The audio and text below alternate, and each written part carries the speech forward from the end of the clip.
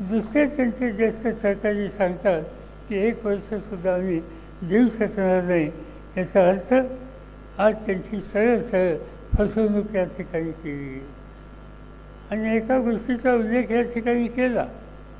माझ्या त्यावेळीच्या मतदारसंघामध्ये बारामतीला देवेंद्र फडणवीसनी येऊन धनगर समाजाच्या मेळाव्यामध्ये सरकार आल्याच्या नंतर मंत्रिमंडळाच्या पहिल्या बैठकीमध्ये धनगरांना आरक्षण देतो ही घोषणा केलेली होती. त्याला आज 8-9 वर्ष झाली त्याची पूर्तता त्या ठिकाणी केली नाही. आणि धनगर समाजाची आज यातना कमी करण्याच्या दृष्टी काही प्रकारची पावलं टाकलेली नाही. आमचं सरकार होतं त्यावेळी अनेक काही निकाल याबद्दलचे घेतले. मला आठवतं की काँग्रेस पक्ष, राष्ट्रवादी काँग्रेस पक्ष, अन्य सहकारी या सगळ्यांनी ज्यावेळी सरकार बनवलं त्यावेळेला मुस्लिम समाजाला शिक्षणामध्ये 5% आरक्षण द्यायचा निर्णय घेतला होता. आज दारिद्र्य असलेले समाज याची ज्यावेळेला आपण माहिती घेतो त्याच्यामध्ये मुस्लिम समाजाची संख्यासुद्धा मोठी आहे. आणि म्हणून त्यांच्या मुलांचं शिक्षण वाढवलं पाहिजे, त्यांना पुढे जायची संधी द्यायला पाहिजे. आणि त्यासाठी आरक्षणाची आवश्यकता आहे. तो निकाल त्या ठिकाणी घेतला होता. पण सरकार बदललं गेलं, भाजपच्या विचाराचं सरकार झालं.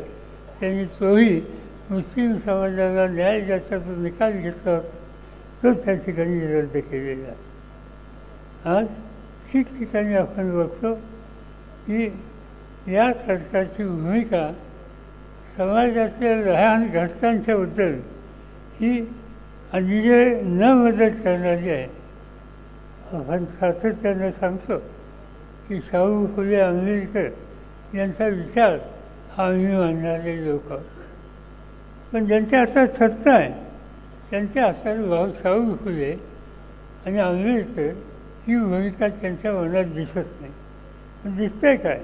गाय, गोमूत्र, गोलवस्त्र या आदेशाचे प्रमुख या लोकांची विचारधारा आणि यांच्यावरचे कार्यक्रम यालाच महत्त्व द्यायची भूमिका आज त्या ठिकाणी आणलेली आहे.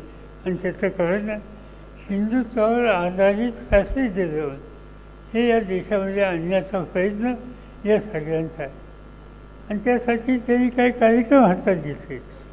5 कार्यक्रम हातामध्ये घेतलेले आहेत. 1.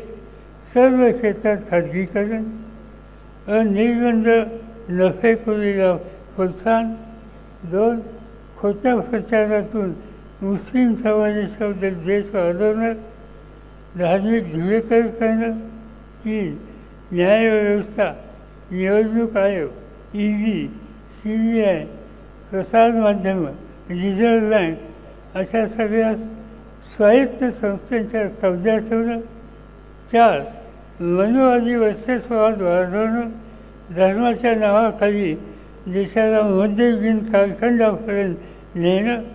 आणि 5.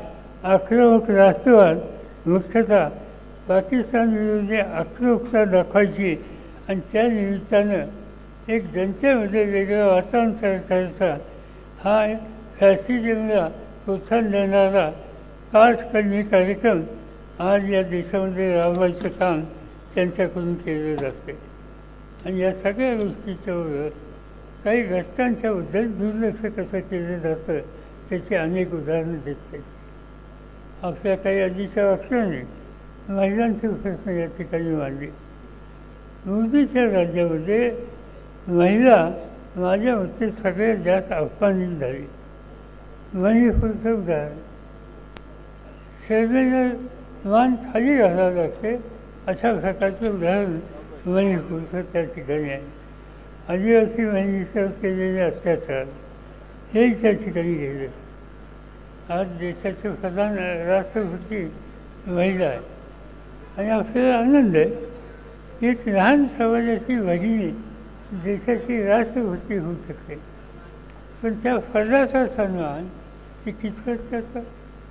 आम्ही अनेकदा बघतो पार्लमेंट. आता पार्लमेंट जुनं पार्लमेंट असताना नवीन पार्लमेंटची वास्तू ही त्या ठिकाणी मांडली गेली. तर आपल्या सगळ्यांना माहिती आहे की पार्लमेंटचं पहिलं सेशन सुरू होतं त्यावेळेला राष्ट्रपतींचं अभिभाषण असतं. नवीन पार्लमेंटची वास्तू बांधली त्याच्या उद्घाटनाच्यासाठी राष्ट्रपतींना बोलवलं गेलं नाही, त्यांचा सन्मान त्या ठिकाणी करून दिलेला नाही. अशा कितीतरी गोष्टी सांगता येतील. आणि जे काही नवीन कायदे केले त्या कायद्यामध्ये महिलांना अधिक अधिकार किंवा नोकरी ही देण्याच्या संबंधीची तरतूद केली. पण ती करत असताना त्याची अंमलबजावणी 2029 ते 30च्या नंतर केली जाईल. पार्लमेंटमध्ये आज बिल मांडतो, मंजूर करून घेतो आणि ते मंजूर झाल्याच्या नंतर 4 वर्षांनी त्याची अंमलबजावणी करणार नाही. याचा अर्थ त्यांची याच्यात बांधिलकी किती आहे हे या निमित्तानं आज स्पष्ट केलं जातं.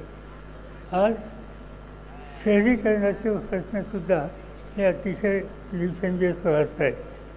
त्यामुळं शहरीकरण वाढतं आहे, त्याचा परिणाम रस्ते, वीज, दळणवळण, पाणी, आरोग्याच्या समस्या या सगळ्याच्या गोष्टीवर गरज वाढते आणि त्यासाठी अधिक भांडवली गुंतवणूक करण्याची तयारी ही राज्यकर्त्यांची नाही आणि त्याचा परिणाम शहरीकरणाचे प्रश्न हे दिवसेंदिवस वाढायला लागलेले.